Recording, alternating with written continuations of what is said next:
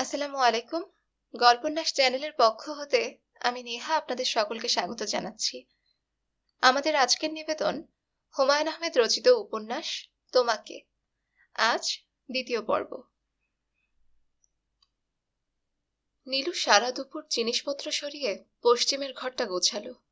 আমি কয়েকবার বললাম, এই রাত্রিবেলা ভয় পাবি। নীলু কোনো উত্তর দিল না। বিকেলের মধ্যে দেখলাম ঘর তৈরি হয়ে গেছে। একটা খাট, পড়ার টেবিল, আলনা, মায়ের ড্রেসিং টেবিল দিয়ে চমৎকার সাজিয়েছে। আশ্চর্যের ব্যাপার হচ্ছে এক ফাঁকে আমার ঘর থেকে মায়ের ছবিটাও নিয়ে এসেছে। সেতারা পড়েছে খুব মুশকিলে। সে রাতে কার সঙ্গে ঘুমোবে বুঝতে পারছে না। আমাকে সে ঠিক পছন্দ করে না, বাবার সঙ্গেও থাকতে চায় না। কিন্তু নীলু বলে দিয়েছে সে একা একা ঘুমোবে।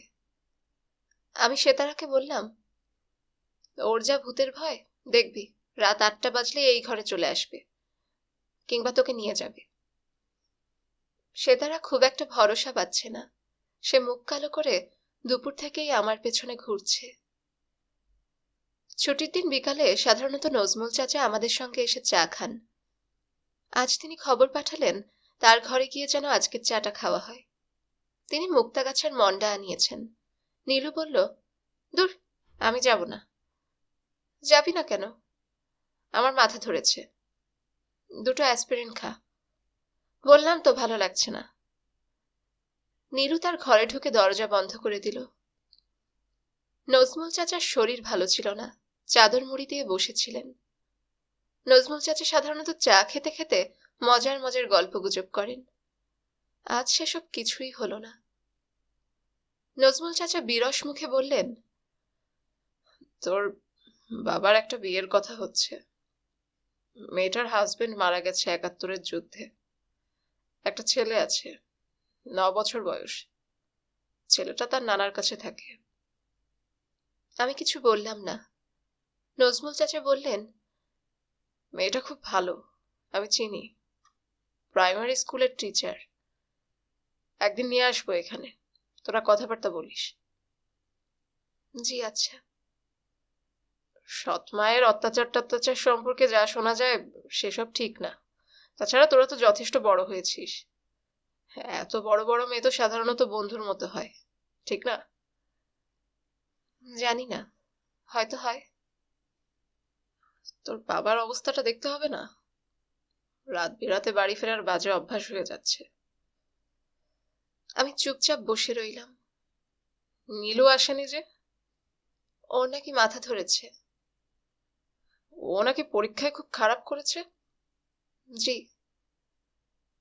সংসারে বিশৃঙ্খলা আসার জন্য এটা হয়েছে, বুঝতে পারছিস তো? চাচা আরো কিছু বলতে যাচ্ছিলেন। রমজান ভাই এসে বললেন, ইউনিভার্সিটির একজন মাস্টার নাকি নিচে বসে আছে। চাচা অবাক হয়ে বললেন, কিসের মাস্টার? মাস্টার এখানে কি জন্যে? বিলু, তুই উপরে আমার কাছে পাঠিয়ে দে তো। বসার ঘরে গম্ভীর চেহারার একজন ভদ্রলোক বসে আছেন। বয়স খুব বেশি নয়, কিন্তু অন্য রকমের একটা ভারিক্কি ভাব আছে। ভদ্রলোক আমাকে দেখেই বললেন, একটু দেরি করে ফেললাম না? আমি কিছুই বুঝতে পারলাম না। আমি আগেই আসতাম, ভাবলাম জন্মদিনে খালি হাতে আসা ঠিক হবে না। কিন্তু তোমাদের এখানে তো কিছু পাওয়া যায় না। আমি ঘন্টাখানেক ঘোরাঘুরি করেছি। কবিতার বই পাওয়া যায়। কবিতা তো তুমি পড়ো না নাকি? পড়ো? আমি অবাক হয়ে বললাম, আপনি বোধহয় নীলুর কাছে এসেছেন। আমি ওর ছোট বোন বিলু, আমরা যমজ বোন। ভদ্রলোক দীর্ঘ সময় স্তম্ভিত হয়ে বসে রইলেন। নীলু আমাকে বলেনি তার যমজ বোন আছে। লোকজন কি সব চলে গেছে নাকি? কিসের লোকজন? আজ নীলুর জন্মদিন না? না তো। ও আমাকে বলেছিল আসতে, সম্ভবত ঠাট্টা। আমি বুঝতে পারিনি। আমি ঠাট্টা বুঝতে পারি না। ভদ্রলোক চোখ থেকে চশমা খুলে কাঁচ মুছতে লাগলেন। আমি বললাম, আপনি বসুন, আমি নীলুকে ডেকে নিয়ে আসি। তোমাদের চেহারায় অদ্ভুত মিল। যমজ বোনদের মধ্যেও কিছু ডিফারেন্স থাকে। একটা মোটা হয়, অন্যজন রোগা, কিন্তু ভদ্রলোক চুপ করে গেলেন। আপনি বসুন, আমি এক্ষুনি ডেকে আনছি। নীলুকে ভদ্রলোকের কথা বলতেই সে ফ্যাকাশে হয়ে গেল। এইসব কি রে নীলু? ভদ্রলোক কে? মুন্নিকে তো চিনিস, মুন্নির দূর সম্পর্কের ভাই।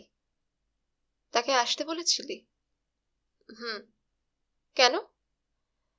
এমনিই বলেছি। আয় তাহলে। কি যে কাণ্ড! আমি যেতে পারবো না, আমার মাথা ধরেছে। নীলুর মাথা ধরেছে এবং গায়ে বেশ জ্বর শুনে ভদ্রলোক অল্প হাসলেন। আচ্ছা ঠিক আছে, আমি তাহলে যাই। ওর জন্য দুটো বই এনেছিলাম, দিয়ে দিও। আপনি বসুন, চা খেয়ে যান। তোমার বাবা আছেন? জি না, উনি রাত করে ফেরেন। তোমার বাবা যখন থাকবেন তখন একদিন আসবো। ভদ্রলোক উঠে দাঁড়ালেন, হাসি মুখে বললেন, আমি আসবো এটা বোধহয় নীলু ভাবেনি। এসে পড়েছি দেখেই হকচকিয়ে গেছে। আপনি বসুন না, চা খেয়ে যান। উপরে নজমুল হুদা চাচা আছেন, তার কাছেও বসতে পারেন। না না, ঠিক আছে। আমি ভদ্রলোককে গেট পর্যন্ত এগিয়ে দিলাম। ভদ্রলোক শান্ত স্বরে বললেন, বেশ একটা অস্বস্তিকর অবস্থা হয়ে গেল, তাই না? আমার প্রবলেম হচ্ছে আমি ঠাট্টা তামাশা ঠিক ধরতে পারি না। আমার বুদ্ধি শুদ্ধি মনে হয় নিচু স্তরের। বলেই ভদ্রলোক উঁচু গলায় হেসে উঠলেন। একজন ভারিক্কি ধরনের গম্ভীর চেহারার ভদ্রলোক এমন ছেলে মানুষের মতো হেসে উঠবেন আমি কল্পনাও করিনি। নীলু বলল সে রাতে খাবে না। কেন খাবি না রে? বললাম না জ্বর। রমজান ভাই কাউকে না খাইয়ে ছাড়ে না। সে ক্রমাগত ঘ্যান ঘ্যান করতে লাগলো। রাতে ভাত না খাইলে এক সড়ইয়ের রক্ত পানি হয়। নীলু শব্দ করল না, তার ঘরের দরজাও খুলল না। সেতারার মনে ক্ষীণ আশা ছিল হয়তো শেষ পর্যন্ত নীলু তাকে ডেকে নেবে। সেসব কিছুই হলো না। রাত 9টা বাজতেই নীলু তার ঘরের বাতি নিভিয়ে দিল। খুব বৃষ্টি হলো সে রাতে, ঝমঝম করে বৃষ্টি। আকবরের মা বলল, আশ্বিন মাসে বৃষ্টি, লক্ষণ ভালো না। আমি অনেক রাত পর্যন্ত বাবার জন্য অপেক্ষা করলাম। বাবাকে কি সব খুলে বলা উচিত? বাবা খুব দেরি করতে লাগলেন। ঝড় বৃষ্টিতে এদিকে সব ভাসিয়ে নিচ্ছে। বাবা ফিরলেন গভীর রাতে। আমি ঘুমিয়ে পড়েছিলাম। রমজান ভাই আমাকে ডেকে তুলে ফিসফিস করে বলল, ছোট আফা, লক্ষণ বেশি ভালো না। কেন, কি হয়েছে? মদ খাইয়ে আইছে। সমস্ত রাত আমার ঘুম হলো না। সে তারা এক কাণ্ড করেছে, রাতারাতি বিখ্যাত হয়ে গেছে। দুটি পত্রিকায়, দৈনিক বাংলা, অবজারভার, প্রথম পাতায় তার ছবি ছাপা হয়েছে। প্রেসিডেন্ট জিয়াউর রহমানের হাত থেকে শিশু সঙ্গীত সম্মেলনের গ শাখায় স্বর্ণপদক নিচ্ছে। অথচ বাবা সেতারাকে ঢাকায় যেতেই দিতে চাননি। গানের স্যারের কত ধরাধরি, কত সুপারিশ। বাবার এক কথা, না না, এসবের দরকার নেই। শেষ পর্যন্ত নজমুল চাচা যখন সঙ্গে যেতে রাজি হলেন, তখনই শুধু গম্ভীর মুখে বাবা রাজি হলেন। ঢাকায় গিয়ে সে যে এই কাণ্ড করেছে তাও আমরা জানি না। রমজান ভাই পত্রিকা পড়ে প্রথম জানলো এবং এমন চেঁচামেচি শুরু করলো। সেতারা যে ভেতরে ভেতরে এমন ওস্তাদ হয়ে উঠেছে তা আমরা বুঝতে পারিনি। সকালবেলা ঘুম ভেঙেই অবশ্যই শুনতাম, কোয়েলিয়া बोले रे माही अंगना मोरे बारे बारे पिया परदेस गाँव क्यों सदारंग प्यार बा तुम बिना नैना दर्शन बारे बारे। একই জিনিস সকালে একবার, বিকালে একবার, মাথা ধরে যাওয়ার মতো অবস্থা। বাবা পর্যন্ত গানের স্যারকে একদিন বললেন, 6-7 মাস ধরে একই জিনিস গাচ্ছে, শুনতে খুবই বিরক্ত লাগে। গানের স্যার একগাল হেসে বললেন, সময় হলে দেখবেন, সময় হোক না। ফিরে আসবার পর সেতারার একটা সংবর্ধনাও হলো। আমি সেতারাকে সঙ্গে করে নিয়ে গেলাম। বাবা কোথাও জানটান না, নীলুও যাবে না। সংবর্ধনা অনুষ্ঠানে ওই ভদ্রলোকের সঙ্গে দেখা হলো। তিনি হাসি মুখে এগিয়ে এলেন। আরে নীলু, এই মেয়ে তোমার বোন? তুমি তো বলনি তোমার এমন গুণী বোন আছে। আসো, তোমার সঙ্গে কথা আছে। একবার ভাবলাম বলি আমি বিলু, কিন্তু কিছুই বললাম না। আমি দিন দশেকের মধ্যে চলে যাব। ইউনিভার্সিটি খুলে যাচ্ছে। ও, পরশুদিন আসতে বলেছিলাম, আসোনি তো। আমি অস্বস্তি বোধ করতে লাগলাম। আমি অনেকক্ষণ অপেক্ষা করেছিলাম। একবার ভাবলাম যাই তোমাদের বাসায়। আমি বিলু। নীলু আসেনি। ভদ্রলোক চশমা খুলে কাঁচ পরিষ্কার করতে লাগলেন। এত পরে বললে কেন? প্রথমে বললেই হতো। ভদ্রলোক রাগী চোখে তাকালেন আমার দিকে। আমি এগিয়ে গেলাম সামনের দিকে। একবার পেছন ফিরে দেখলাম তিনি কেমন যেন খড়গ দৃষ্টিতে তাকিয়ে আছেন আমার দিকে। আমার কেন জানি খুব কষ্ট হতে লাগলো। আমাকে কেউ তেমন পছন্দ করে না। কেন করে না আমি জানি না। নীলু অন্য ঘরে চলে যাবার পর সেতারাও চলে গিয়েছে তার সঙ্গে। আকবরের মা আগে আমার ঘরের সামনে পাটি পেতে ঘুমোতো, এখন ঘুমোচ্ছে ওদের ঘরের সামনে। নজমুল চাচা সব ঈদে আমাদের উপহার দেন। আমি লক্ষ্য করি নীলুর উপহারটা হয় অনেক সুন্দর, অনেক দামি। ক্লাসের মেয়েরাও আমাকে পছন্দ করে না। টগরের বোনের বিয়েতে টগর ক্লাসের 5 জন মেয়ে ছাড়া সবাইকে দাওয়াত করলো। আমি ওই 5 জন মেয়েদের মধ্যে একজন। সবাই এরকম করে কেন আমার সঙ্গে? নীলু ইদানিং আমার সঙ্গে কথা বলা ছেড়েই দিয়েছে। নিজের থেকে কিছু জিজ্ঞেস করলে তবেই জবাব দেয়। সেদিন দেখলাম খুব সাজগোজ করছে। আমি বললাম, কোথায় যাচ্ছিস রে? যাচ্ছি এক জায়গায়। কোথায়? নীলু চুপ করে রইল। ওই ভদ্রলোকের কাছে যাচ্ছিস বুঝি? গেলে কি হয়? প্রায় যাস নাকি? মাঝে মাঝে যাই। এরকম যাওয়া ঠিক না, লোকজন খারাপ বলবে। খারাপ বললে বলুক না, আমি কি পায়ে ধরে সাধছি আমাকে খারাপ না বলার জন্যে?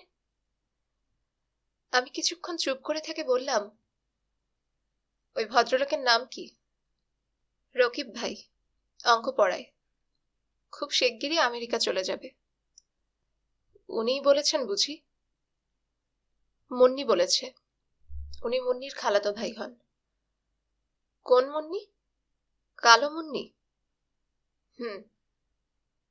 নীলু কপালে একটা টিপ পরে অনেকক্ষণ আয়নার দিকে তাকিয়ে আবার টিপটি তুলে ফেলল। হালকা গলায় বলল, মুন্নির ধারণা রকিব ভাই ওকে বিয়ে করবে। করবে নাকি? কি জানি, করতেও পারে। আমার কিছু যায় আসে না, করতে চাইলে করবে। যায় আসে না তাহলে যাস কেন? নীলু থেমে থেমে বলল, আমি ওদের বাড়ি গেলেই মুন্নি রাগ করে, দারুণ রাগ করে, কিন্তু কিছু বলতে পারে না। আমার খুব মজা লাগে, সেই জন্য যাই। ছি নীলু, এইসব কি? শুধু মুন্নি না, ওর মাও রাগ করেন। সেদিন কি বলছিল শুনবি? কি বলছিলেন? বলছিলেন মুন্নির সঙ্গে রকিব ভাইয়ের বিয়ের কথা সব পাকাপাকি হয়ে আছে, শ্রাবণ মাসে বিয়ে। ডাহা মিথ্যা, কোনো কথাই হয়নি। তুই জানলি কি করে কোনো কথা হয়নি? আমি জিজ্ঞেস করলাম। কাকে জিজ্ঞেস করলি? রকিব ভাইকে। আবার কাকে? খুব খারাপ হচ্ছে নীলু। খারাপ হলে আমার হচ্ছে, তোর তো হচ্ছে না। তুই আমার সঙ্গে বকবক করিস না, যা ভাগ। নীলু আজকাল স্কুলেও নিয়মিত যাচ্ছে না। সকালবেলা স্কুলে যাবার জন্য তৈরি তৈরি হয়ে হঠাৎ বলছে, আজ আর যাবো না, পেট ব্যথা করছে। সেদিন সেলিনা আপা, আমাদের হেডমিস্ট্রেস, আমাকে তার ঘরে ডেকে নিয়ে গেলেন। রাগী গলায় বললেন, তুমি কি গত শুক্রবারে কালো মতো রোগা একটা ছেলের সঙ্গে হেসে হেসে কথা বলছিলে বিউটি লন্ড্রির সামনে? কই, না তো আপা। আমিও তাই ভাবছিলাম, ওইটা নীলু। আজে বাজে ছেলের সঙ্গে আজকাল খুব মিশছে মনে হয়। তোমার বাবাকে বলবে, ওসব লোফার টাইপের ছেলে, পানের দোকানের সামনে দাঁড়িয়ে সিগারেট খায়, মেয়ে দেখলে শীষ দেয়। বলবে তুমি তোমার বাবাকে। জি বলবো। আচ্ছা ঠিক আছে, তোমার বলার দরকার নেই। তাকে বলবে আমার সঙ্গে দেখা করতে। জি আচ্ছা। তাছাড়া ও তো রেগুলার ক্লাসেও আসে না, বাড়িতে শাসন না থাকলে যা হয়। নীলু এসব শুনে গা দুলিয়ে হাসতে লাগলো। ধুর, ওই ছেলের সঙ্গে আমি ঘষাঘষি করবো কেন? আমাকে জিজ্ঞেস করলো কটা বাজে, আমি বললাম। তারপর আমি বললাম, আপনার হাতে তো ঘড়ি আছে, আমাকে জিজ্ঞেস করছেন কেন? সে বেটা একদম ঘাবড়ে গেল, আমতা আমতা করে বলল, আমার ঘড়ি নষ্ট। আমি বললাম, মেয়েদের সঙ্গে কথা বলতে খুব ভালো লাগে না? ছেলেটার যে কি অবস্থা! দূর থেকে অন্য বন্ধুগুলি তাকে দেখছে। ওই পাজিগুলি আগে আমাকে দেখলেই শীষ দিত, এখন আর দেয় না। আর কথা হয়নি ওই ছেলের সাথে? আর কথা হবে কেন? সেলিনা আপা বাবার সঙ্গে কথা বলবেন। বলুক, বাবা খুব রাগ করবেন। করলে করবে। বাবা সত্যি সত্যি খুব রাগ করলেন, বেশ রাগ, চিৎকার চেঁচামেচি। শুধু তাই না, এক পর্যায়ে প্রচন্ড একটা চড় কষিয়ে দিলেন। নজমুল চাচা ছুটে এলেন। ছি ছি, এসব কি কাণ্ড! মেয়ে বড় হয়েছে না? বাবা ঝাঝালো স্বরে বললেন, ওর স্কুল এখন বন্ধ, তুমি একটা ছেলে দেখো তো, ওর বিয়ে দিয়ে দেব। আচ্ছা, সেটা দেখা যাবে, বিয়ে দিতে চাইলে বিয়ে দেবে। মিরুমা, তুমি আমাদের 2 কাপ চা দাও তো, লেবু দিয়ে। নীলু যেন কিছুই হয়নি এমন ভঙ্গিতে বলল, আমাকেও 1 কাপ চা দিস তো। পরদিন নীলু স্কুলে গেল না। সন্ধ্যাবেলা বাবার সামনেই তার সমস্ত বই খাতা বারান্দায় জমা করতে লাগলো। বাবা ইজি চেয়ারে বসে অবাক হয়ে দেখতে লাগলেন। কি করছিস নীলু? বইপত্রগুলি সব ফেলে দিচ্ছি বাবা, পড়াশোনা তো আর করছি না, বই দিয়ে কি হবে? পড়াশোনা করবি না আর? না, তুমি নিষেধ করলে, তাছাড়া আমার ভালো লাগে না। কি করবি ঠিক করেছিস? এখনো কিছু ঠিক করিনি। বাবা আর কিছু বললেন না। রাতে ভাত খাবার সময় হঠাৎ অপ্রাসঙ্গিক ভাবে বললেন, রাগের মাথায় অনেকে অনেক কিছু বলে, সেসব মনের মধ্যে পুষে রাখা ঠিক না। নীলু মুখ না তুলেই বলল, আমি মনের মধ্যে কিছু পুষে রাখিনি। আর কোনো কথাবার্তা হলো না। সে রাতে বাবা বাইরে গেলেন না, গম্ভীর হয়ে সেতারার পড়া দেখিয়ে দিতে বসলেন। সেতারা ক্লাস 6-এ উঠেছে, নতুন ক্লাসে উঠেছে বলেই পড়াশোনার খুব আগ্রহ। সে হাসি মুখে তার বইপত্র দেখাতে লাগলো। বাবা একসময় আমার পড়াশোনারও খোঁজ নিলেন। পড়াশোনা ঠিক মতো হচ্ছে তো? জি, হচ্ছে। প্রিটেস্ট কবে? এখনো দেরি আছে। কোন কলেজে পড়বি কিছু ভেবেছিস? ঢাকায় যেতে চাস নাকি? না। ঢাকায় না যাওয়াই ভালো, যা গোলমাল, এই স্ট্রাইক ওই স্ট্রাইক। তা ঠিক। নীলু আমাদের কাছেই কি একটা গল্পের বই নিয়ে উবু হয়ে আছে, যেন কোনো কিছুই তার কানে যাচ্ছে না। নীলু, এত মন দিয়ে কি পড়ছিস? ভূতের গল্প। নাম কি? ডাকবাংলা রহস্য। খুব ভয়ের নাকি? খুব না, কিছু ভয়ের। বাবা হঠাৎ বললেন, তোরা সবাই মিলে মামার বাড়ি থেকে ঘুরে আয় না, একটা চেঞ্জ হবে। সে তার তো বোধহয় মনেই নেই। মনে আছে বাবা, পুকুর পাড়ে 2টো তাল গাছ আছে, আর পুকুরের ঘাটে বসে থাকলে একরকম মাছ আসে, চোখগুলো বড় বড়, ঠিক না নীলু আপা? হুম, চেলা মাছ। বাবা আবার বললেন, কিরে, যাবি নাকি তোরা? যদি যাস তোর মামাকে চিঠি লিখি, এসে নিয়ে যাবে। তুমি যাবে না? না, আমার ব্যবসা ট্যাবসা খুব খারাপ, তোরা তো জানিস। অবশ্যই আমি নিজেই বলি না কিছু। প্রেসটা আমি খুব সম্ভবত বিক্রি করে দেব। বয়স হয়ে গেছে, এইসব ঝামেলা এখন আর ভালো লাগে না। নীলু বাবার কথা শুনল, কিন্তু কিছু বলল না। যাবি মামার বাড়ি? যাওয়া যায়। আচ্ছা ঠিক আছে, লিখে দেবো তোর মামাকে। পৌষ মাসের দিকে গেলে ধান কাটা দেখবি। সে রাতে ঘুমোতে গেলাম 10টার দিকে। সেতারা তার বালিশ নিয়ে এসে হাজির। আপা, আজ তোমার সঙ্গে ঘুমাবো। আয়। হঠাৎ আমার সঙ্গে যে? নীলু আপা বলেছে আজ সে একা একা ঘুমোতে চায়। বাতি নেভাতে সেতারা ফিসফিস করে বলল, একটা কথা জিজ্ঞেস করি আপা, রাগ করবে না তো? না, রাগ করবো না। আগে গা ছুঁয়ে বলো রাগ করবে না। রাগ করবো না, বল। সেতারা বেশ খানিকক্ষণ ইতস্তত করে বলল, মেয়েদের যখন শরীর খারাপ থাকে তখন কোনো ছেলেকে চুমু খেলে নাকি পেটে বাচ্চা হয়। বলেছে কে এসব? বলো না, হয় নাকি? না, হয় না। এইসব জিনিস নিয়ে না ভাবাই ভালো। তাহলে বাচ্চা কিভাবে হয়? জানি না কিভাবে হয়। ঘুমাতো। সেতারা ঘুমিয়ে পড়ল প্রায় সঙ্গে সঙ্গে। সেতারাও অনেকটা আমার মতো। এ বাড়িতে তার কথা বলার কেউ নেই। স্কুলে তেমন বন্ধু বান্ধব নেই। সেদিন দেখলাম টিফিনের সময় ওদের ক্লাসের সব মেয়ে মিলে চুলটানা বিবিওয়ানা সাহেব বাবুর বৈঠকখানা খেলছে। সেতারা দূরে দাঁড়িয়ে তৃষিত নয়নে দেখছে। আমি সেতারার গায়ে হাত রাখতেই সেতারা বলল, মাকে কাল রাতে আমি স্বপ্নে দেখেছি আপা। খুব লম্বা লম্বা চুল। আমি অবাক হয়ে বললাম, তুই ঘুমাসনি? হুম। আয়, দুজনে মিলে এক কাজ করি, নীলুকে ভয় দেখিয়ে আসি। সেতারা উত্তেজনায় উঠে বসলো। কিভাবে ভয় দেখাবে? জানালার কাছে গিয়ে করবে? তা করা যায়, যাবি? চলো। আমরা দরজা খুলে পা টিপে টিপে বাইরে এসে দেখি বাবা ইজি চেয়ারে শুয়ে আছেন। তার পাশে মোড়ায় গুটিসুটি মেরে নীলু বসে আছে। বাবা নীলুর মাথায় হাত বুলাচ্ছেন। নীলু সম্ভবত কাঁদছে। বাবা আমাদের দেখে হালকা গলায় বললেন, কি রে সেতারা, বাথরুমে যাবি নাকি? না বাবা, আমরা নীলু আপাকে ভয় দেখাবার জন্য এসেছি। বাবা হেসে উঠলেন। দীর্ঘদিন পর বাবা এমন উঁচু গলায় হাসলেন। নীলু চোখ মুছে বলল, আমাকে ভয় দেখানো এত সস্তা না।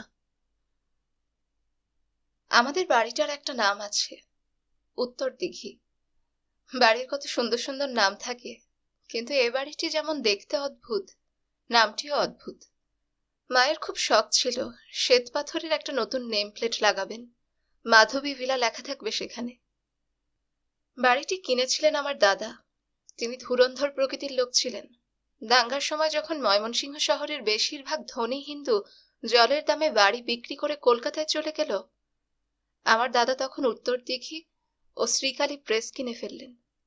টাকা যা দেওয়ার কথা তার অর্ধেকও নাকি দেননি। এইসব আমার মায়ের কাছ থেকে শোনা। মা নাকি বিয়ের পর অনেকদিন দেখেছেন বাড়ির মালিক বাকি টাকার জন্য এসে বসে আছে এবং দাদা নানা রকম টালবাহানা করছেন। তার কিছুদিন পর দাদা মারা যান। আমার ধারণা লোকটিকে টাকা পয়সা না দেওয়ার জন্যই নিদারুণ যন্ত্রণায় দাদার মৃত্যু হয়েছে। তার পেটে ক্যান্সার হয়েছিল। আমাদের উত্তর দিঘি বাড়িটা প্রকাণ্ড, দোতলা বাড়ি, তবে ছাদে ওঠার কোনো সিঁড়ি নেই। মার খুব শখ ছিল ছাদে ওঠার সিঁড়ি করবেন, জ্যোৎস্না রাতে ছাদে হাঁটাহাঁটি করা যাবে। হাঁটাহাঁটি করার জায়গার অভাব নেই এই বাড়িতে, অনেকখানি জায়গা জুড়ে বাড়ি। কাঁঠাল, পেয়ারা, আম এবং তেঁতুল গাছ দিয়ে বাড়িটা ঘেরা। বাড়ির সামনে ফুল গাছ আছে বেশ কয়েকটা এবং জায়গায় জায়গায় সিমেন্ট দিয়ে উঁচু বেদির মতো করে বাঁধানো। সেখানে বসে খুব আরাম করে গল্পের বই পড়া যায়। আমার যখন খুব ভালো লাগে না, তখন আমি লাল বেদিগুলোর কোনো একটিতে বসে থাকি। নীলুর মতো ওগুলো আমার গোসা ঘর। আজ আমার মন খুব ভালো ছিল। মন ভালো হওয়ার কোনো কারণ ঘটেনি, কিন্তু ভালো লাগছিল। তবু আমি গোসা ঘরে এসে চুপচাপ বসে রইলাম। সেতারা দোতলার বারান্দায় বসে গলা সাধছিল। বেশ লাগছিল শুনতে। এমন সময় একটা অদ্ভুত ব্যাপার ঘটল। নীলুর সেই রকিব ভাই হঠাৎ করেই যেন আমার সামনে উপস্থিত হলেন। এখানে আসতে হলে গেট খুলে অনেকখানি হাঁটতে হয়। কখন গেট খুললেন এবং কখনই বা এলেন। ভালো আছো? আপনি ভালো আছেন? আমি অনেকক্ষণ ধরে লক্ষ্য করছিলাম তুমি পাথরের মূর্তির মতো বসে আছো। তোমার বাবা বাসায় আছেন? জি না, সন্ধ্যা নাগাদ আসবেন। আমি তার সঙ্গে দেখা করব আজকে, কি বলো? ঠিক আছে। আমি পরশুদিন সকালে ঢাকা চলে যাব। ভাবলাম যাবার আগে দেখা করে যাই। আর আসা হবে কিনা জানি না। আর আসবেন না বুঝি? ভদ্রলোক গম্ভীর হয়ে বললেন, তুমি কি আসতে বলো? আমি চুপ করে রইলাম। কি, কথা বলছো না যে? আমি কিন্তু বিলু, আপনি আমাকে নীলু ভাবছিলেন। ভদ্রলোক চশমা খুলে কাঁচ পরিষ্কার করতে লাগলেন। নীলু কি বাসায় আছে? জি, আছে। আপনি ভেতরে এসে বসুন, আমি ডেকে দিচ্ছি। না, ঠিক আছে, ডাকতে হবে না। ডাকতে হবে না কেন? আপনি তো ওর সঙ্গেই কথা বলতে এসেছেন। ভদ্রলোক মাথা নাড়লেন। ঠিক তা না। আমি নদীর ধার দিয়ে অনেকক্ষণ হাঁটি, আজও তাই করছিলাম। হঠাৎ তোমাকে দেখলাম, ভাবলাম নীলু। ও, নীলু অনেকদিন মুন্নিদের বাড়িতে যায় না, মনে হয় ওর সঙ্গে ঝগড়া হয়েছে। তুমি জানো কিছু? জি না, ওর সাথে আমার কথা বন্ধ। ভদ্রলোক অদ্ভুত দৃষ্টিতে তাকিয়ে রইলেন, তারপর বললেন, তোমরা যে বাচ্চা মেয়ে এটাও মনে থাকে না। আমি বুঝি বাচ্চা মেয়ে? হুম। তোমরা আড়ি দাও এবং ভাব দাও, ঠিক না? আমি দিই না, নীলু দিতে পারে। আসুন, ভেতরে এসে বসুন। নজমুল চাচা আছেন দোতলায়, তার ঘরেও বসতে পারেন। নজমুল চাচাকে? আমাদের একজন ভাড়াটে, দোতলায় একটা ঘর নিয়ে থাকেন। নীলু শোনো, আমি এখন আর ঘরে ঢুকবো না। আমি কিন্তু বিলু। ও হ্যাঁ, বিলু। তুমি এক কাজ করো, আমি নীলুর জন্য একটা গল্পের বই এনেছিলাম, ঘনাদার গল্প, ওটা ওকে দিয়ে দিও। আমি অল্প হাসলাম। ভদ্রলোক তীক্ষ্ণ দৃষ্টিতে তাকালেন। হাসছো কেন? আপনি একটু আগে বলছিলেন নীলুর সঙ্গে দেখা করার জন্য আসেননি, এখন বলছেন বই নিয়ে এসেছেন, তাই হাসছি। ঠিক তখন দোতলার বারান্দা থেকে নজমুল চাচা ডাকলেন, এই, এই বিলু। উনি কে? নজমুল চাচার গলা ভয় ধরানো, যেন হঠাৎ ভূত দেখেছেন। অনেকক্ষণ থেকেই বারান্দায় দাঁড়িয়েছিলেন হয়তো। পরিচয় করিয়ে দেবার পর নজমুল চাচা অতিরিক্ত ব্যস্ত হয়ে পড়লেন। আরে, আপনি জমির আহমেদ সাহেবের ছেলে? আপনাকে চিনব না বলেন কি? আপনার বাবা ছিলেন কালীনারায়ণ স্কলার।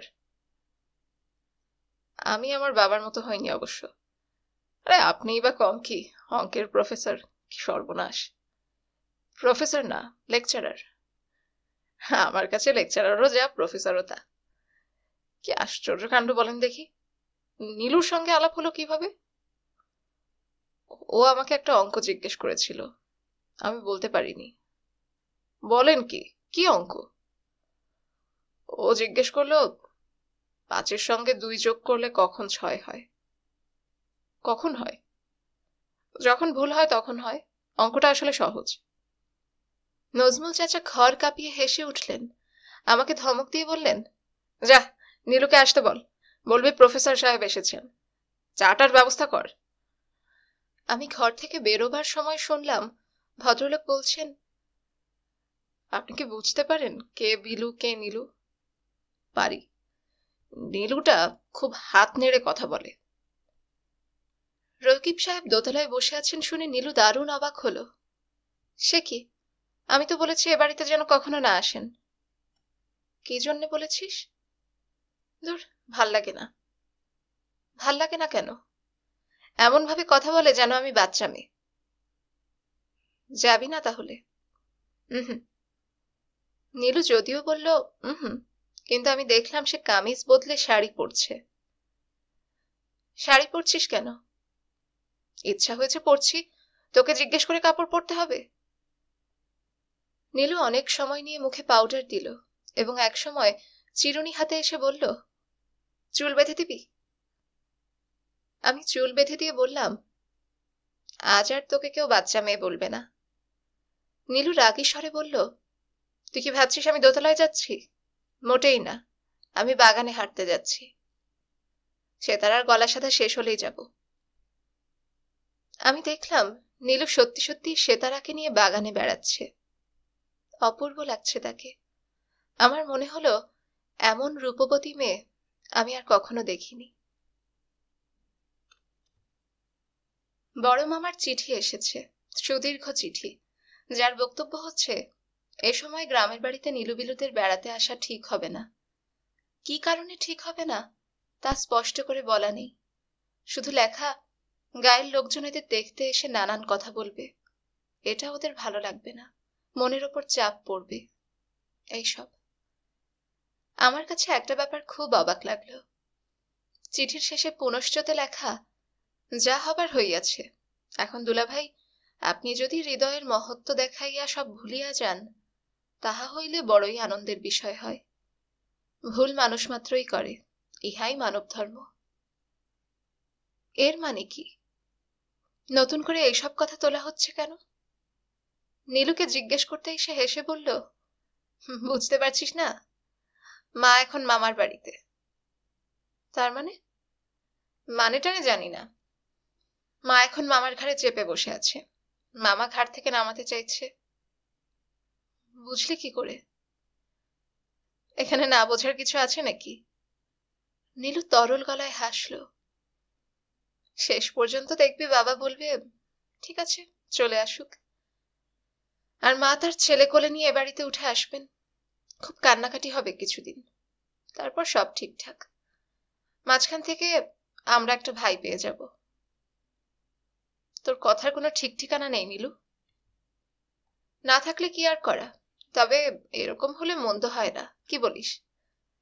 বাড়ির অবস্থা খুব খারাপ হয়ে যাচ্ছে, যাচ্ছে না? হুম, বাবা যে হারে মদ টদ খাচ্ছে, একেবারে দেবদাসের মতো। নীলু হেসে উঠল। এর মধ্যে হাসির কি আছে? কান্নারও কিছু নেই। নীলু গম্ভীর মুখে বই পড়তে বসল। ইদানিং তার পড়াশোনায় খুব মনোযোগ হয়েছে। এই নিয়ে কিছু বললে সে গম্ভীর হয়ে বলে, তোরা সব স্টার ফার পেয়ে পাশ করবি আর আমি বুঝি ফেল করব? সেটা হচ্ছে না। এখন আমাদের স্কুল নেই, পরীক্ষার প্রস্তুতি চলছে জোরে সোরে। সপ্তাহে 3 দিন কোচিং ক্লাস হয়, সেখানে মেয়েরা সবাই ভান করে যে কিচ্ছু পড়াশোনা হয়নি। কে কোন কলেজে পড়বে সে নিয়েও ক্ষীণ আলোচনা হয়। হলিক্রস কলেজ ভালো না ইডেন ভালো, সব মেয়েরাই সেটা জানে। এমন সিরিয়াস পড়াশোনার সময়টাতেও আমাদের ক্লাসের রুবিনার বিয়ে হয়ে গেল। সেলিনা আপা খুব রাগ করলেন। বাবা মায়েদের কোনো কাণ্ডজ্ঞান নেই নাকি? সেলিনা আপা খুব কাটা কাটা কথা বলে অপমান করলেন রুবিনার বাবাকে। ঝাঝালো গলায় বললেন, আপনাদের মতো শিক্ষিত মূর্খের জন্যই দেশের এমন খারাপ অবস্থা। রুবিনা খুবই কান্নাকাটি করতে লাগলো। গায়ে হলুদের দিন দেখি কেঁদে মুখটু খুলিয়ে ফেলেছে। রুবিনার এক মোটাসোটা খালা পান ভর্তি মুখ নিয়ে বলে বেড়াচ্ছে, ম্যাট্রিক ক্লাস হচ্ছে মেয়েদের বিয়ের বয়স, এরপর আর রসকস থাকে না। নীলুটা ফস করে বলে বসলো, কেন, তখন রস কি হয়? রুবিনার খালা চোখ বড় বড় করে বললেন, এই ফাজিল মেয়েটাকে। নীলু হাসি মুখে বলল, ফাজিল বলছেন কেন? খুব হাসাহাসি শুরু হয়ে গেল চারিদিকে। রুবিনার খালা রেগে মেগে অস্থির, কয়েকবার বললেন, আজকালকার মেয়েগুলি এমন হয়েছে। অনেকদিন পর রুবিনার গায়ে হলুদ উপলক্ষে আমরা খুব হইচই করলাম। বিয়ে টিয়ে এই জাতীয় অনুষ্ঠান আমার ভালো লাগে না। গাদাগাদি ভিড়, মেয়েদের লোক দেখানো আহ্লাদীপনা, খাবার টেবিলে তাড়াহুড়ো করে বসতে গিয়ে শাড়িতে রেজালার ঝোল ফেলে দেওয়া, অসহ্য। কিন্তু রুবিনার গায়ে হলুদ আমার কেন যেন এত ভালো লাগলো। বরের বাড়ি থেকে এলা নামের একটা মেয়ে এসেছিল, সে ঢাকায় ও লেভেলে পড়ে। ওর সঙ্গে আমার খুব বন্ধুত্ব হয়ে গেল, জন্মের বন্ধুত্ব। এর আগে আর কোনো মেয়ের সঙ্গে এত বন্ধুত্ব হয়নি।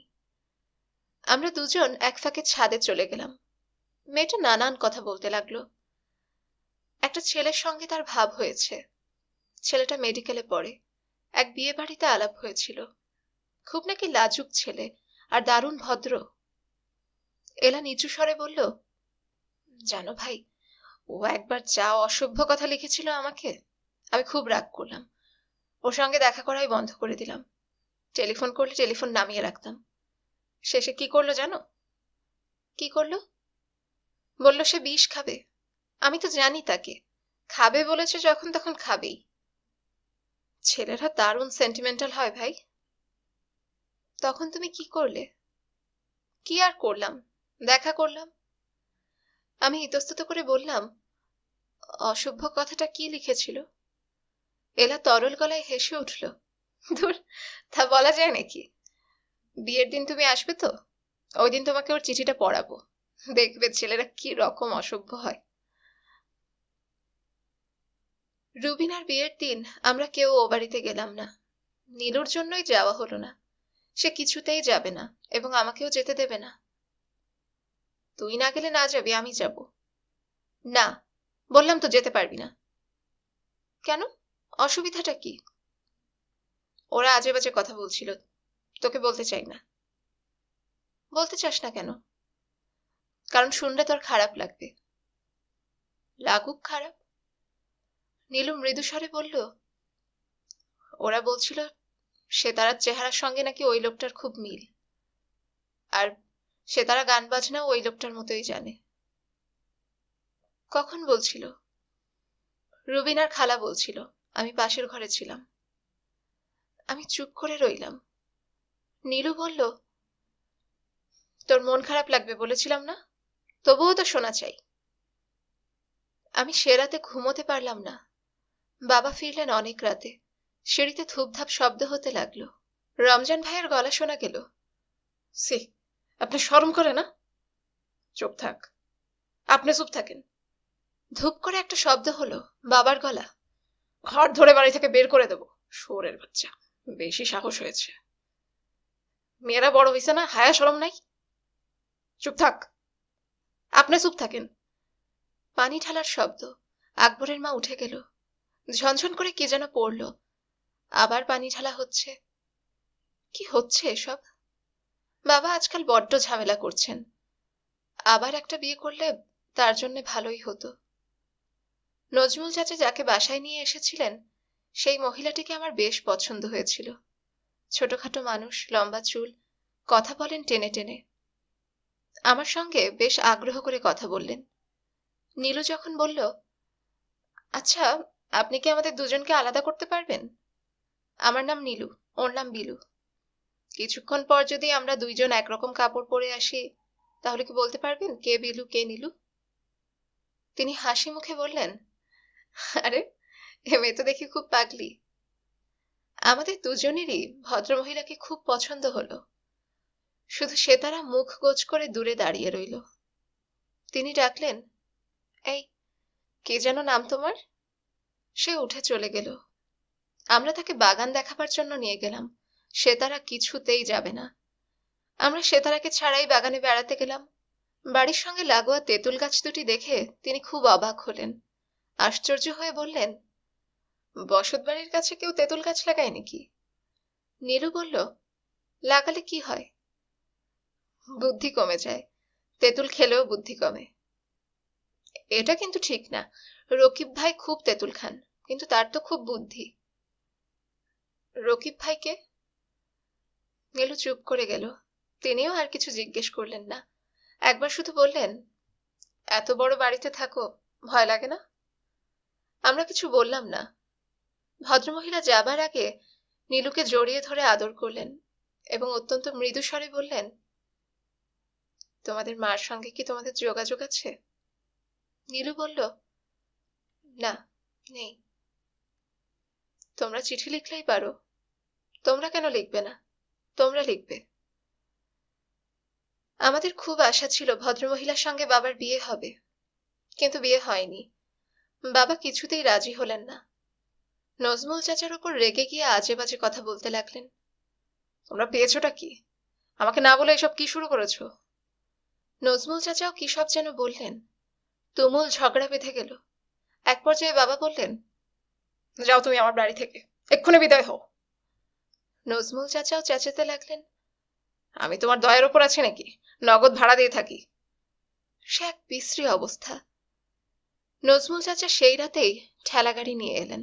মালপত্র পাঠানো হতে লাগলো। আমরা বসে বসে দেখলাম।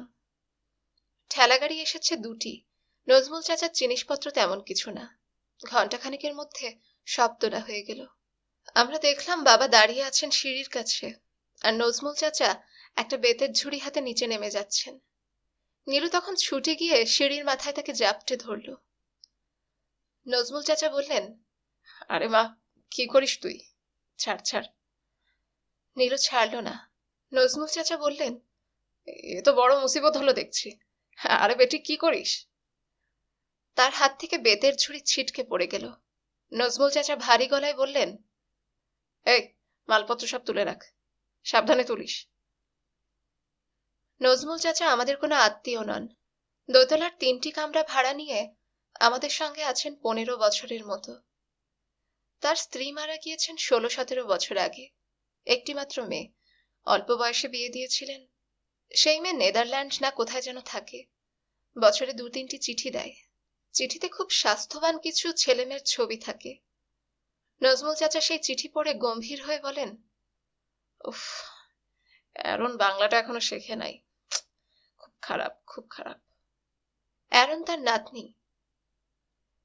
নীলু অনেক কিছুই করতে পারে যা আমি পারি না। নজমুল চাচা যখন চলে যাচ্ছিলেন আমার খুব ইচ্ছা হচ্ছিল ছুটে গিয়ে তাকে ফেরাই, কিন্তু আমি গেলাম না। ছুটে গেল নীলু। আমরা দুজন দেখতে অবিকল একরকম, কিন্তু দুজন সম্পূর্ণ আলাদা মানুষ হয়ে উঠেছি। আমরা এরকম কেন? কাল রাতে একটা চমৎকার স্বপ্ন দেখেছি, এমন চমৎকার স্বপ্ন যে ঘুম ভেঙে খানিকক্ষণ কাঁদলাম। একবার ইচ্ছে হলো নীলুকে ডেকে তুলি, স্বপ্নের কথাটা বলি ওকে, কিন্তু শেষ পর্যন্ত কিছুই করলাম না। গলা পর্যন্ত চাদর টেনে চুপচাপ শুয়ে শুয়ে স্বপ্নটার কথা ভাবলাম। ঘুমের মধ্যে যে স্বপ্নটিকে অর্থবহ মনে হচ্ছিল, জেগে থেকে তা আর মনে হলো না। আমি দেখেছিলাম একটা নদী, নদীর চারপাশে ঘন বন, কিন্তু কিছুক্ষণ পর বন অদৃশ্য হয়ে গেল। দেখলাম শুধু নদী, সেই নদীতে বালি চিকচিক করছে, কোথাও কেউ নেই। আমার একটু ভয় ভয় করছে। তবু আমি নদীতে নামতেই নদীটি আমাদের নানার বাড়ির পুকুর হয়ে গেল। সেই পুকুরে ছোট ছোট ছেলেমেয়েরা কুমির কুমির খেলছে। স্বপ্নে নদীর পুকুর হয়ে যাওয়াটা খুবই স্বাভাবিক মনে হচ্ছিল। আমি একটুও অবাক না হয়ে ছেলেমেয়েগুলির সঙ্গে কুমির কুমির খেলতে লাগলাম।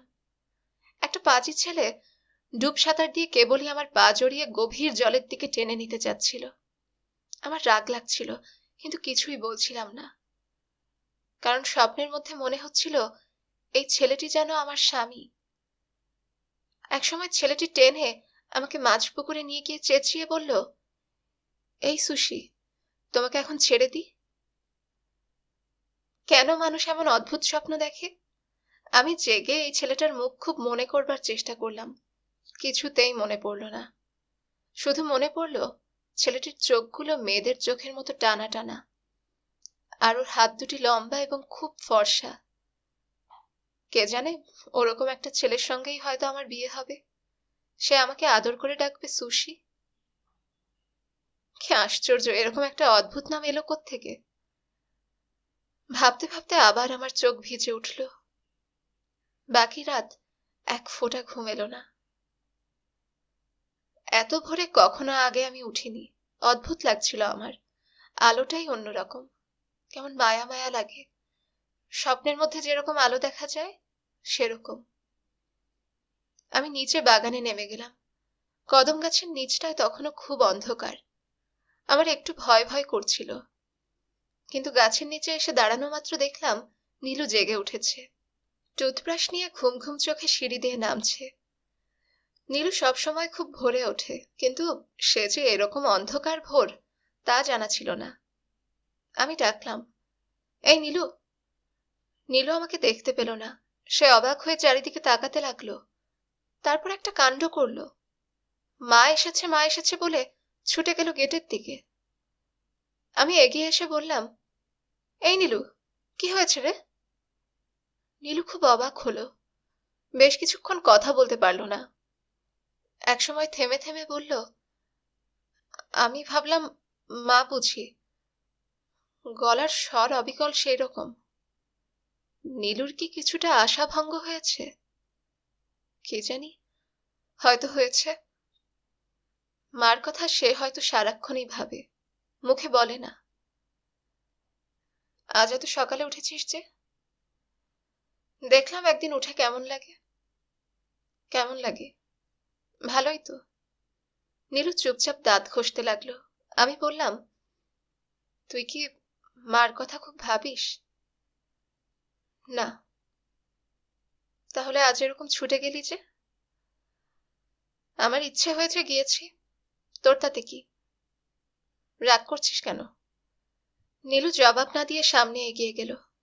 তখন মনে পড়ল নীলুর সঙ্গে আমার ঝগড়া চলছে। গত এক সপ্তাহ ধরে কথাবার্তা বন্ধ। ঝগড়ার কারণটি অতি তুচ্ছ। আমি নীলুর একটা চিঠি খুলে পড়ে ফেলেছি। কিছুই নেই সেই চিঠিতে। 6 লাইনের একটা চিঠি। নীলুর পরিচিত প্রফেসরটি লিখেছেন, সত্যজিৎ রায়ের ফেলুদার যে বইটি নীলু পড়তে চেয়েছে সেটি তিনি দোকানে খুঁজে পাননি, পেলেই পাঠাবেন। এমন কি আছে সেই চিঠিতে যে নীলু রাগ করলো? কিন্তু সে এমন ভাব করতে লাগলো যেন আমি তার কাছে লেখা খুব গোপন একটা প্রেমপত্র পড়ে ফেলেছি।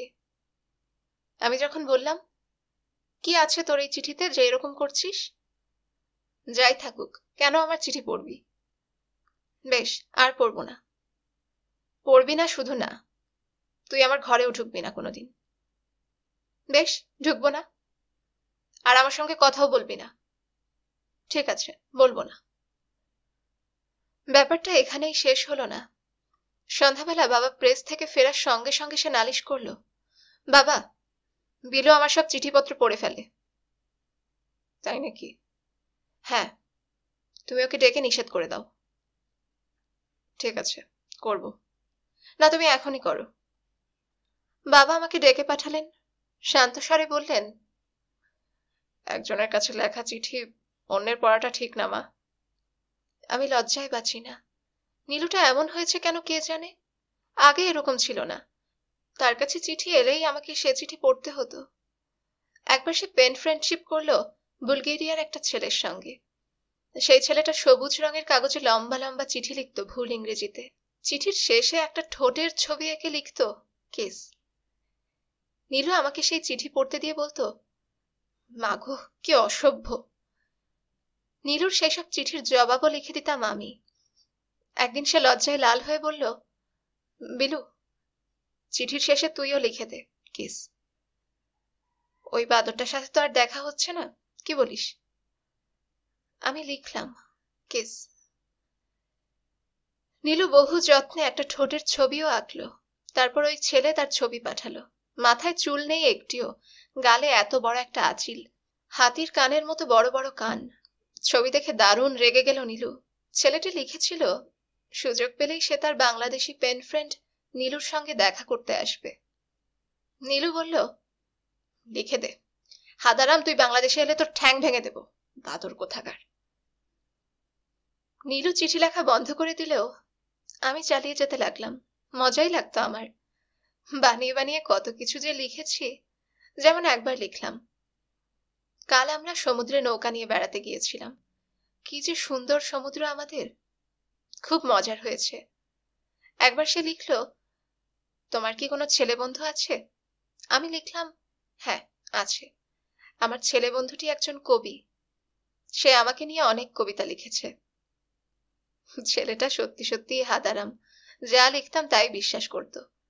তারপর সে একদিন লিখে বসলো, আসছে সামারে আমি বাংলাদেশে আসব।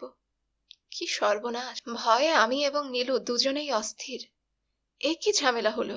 কি যে ভয় ভয় কেটেছে সেই সময়টা। রাতে ভালো ঘুম পর্যন্ত হতো না। নীলু অবশ্যই খুব একটা ভয় পায়নি। ও বলতো, খামোক্ষা ভয় পাচ্ছিস, আসবে টাসবে না। আর যদি এসেও পড়ে তাহলে বলবো নীলু নামের মেয়েটির বিয়ে হয়ে গেছে। ছেলেটি অবশ্যই আসেনি এবং চিঠিপত্রও দেয়নি আর। হয়তো অন্য কোনো দেশের মেয়ের সঙ্গে আবার পেন ফ্রেন্ডশিপ করেছে। নীলুর যন্ত্রণায় আরো সব চিঠি লিখতে হয়েছে আমাকে। একবার সে বলল, খুব ভাষা টাষা দিয়ে একটা চিঠি লিখে দে তো বিলু। কার কাছে কি কিছুই বলল না।